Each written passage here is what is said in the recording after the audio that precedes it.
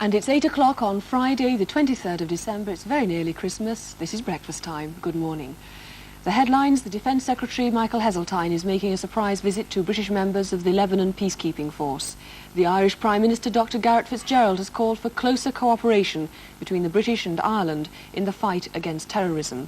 And in London, 3 of the 4 people being questioned after the Harrods bombing have been released. With the details this morning, here's Debbie Ricks. Good morning. The Defence Secretary Michael Heseltine is today paying a surprise visit to the British contingent of the multinational peacekeeping force in Beirut. It's the first time he's been to Lebanon as Defence Secretary, flying in by helicopter from Cyprus. The troops he's gone to see form the smallest part of the peacekeeping force. There have been calls for them to be withdrawn after attacks on the American and French contingents. But the government is firm that the 100 or so men should remain, and they've proved acceptable to all the warring factions in Lebanon.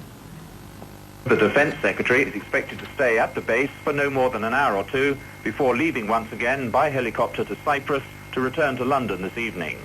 No other details of his visit have been made public, but it will clearly give the Defence Secretary a chance to see at first hand the conditions under which the British troops operate, and to be briefed by the unit commander himself about the dangers and difficulties that the men face.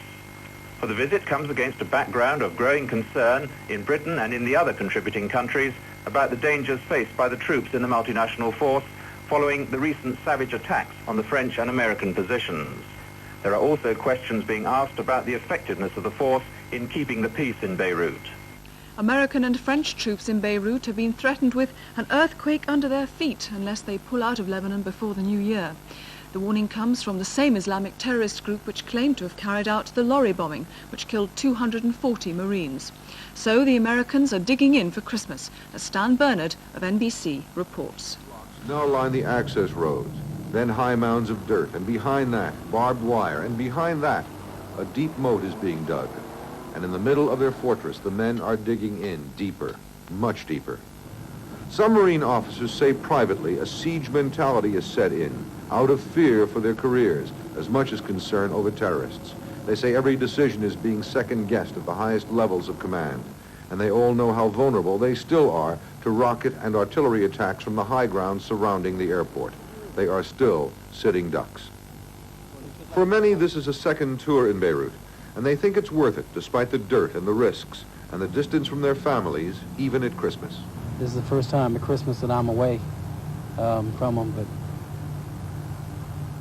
I'm a Marine, so that's what I do.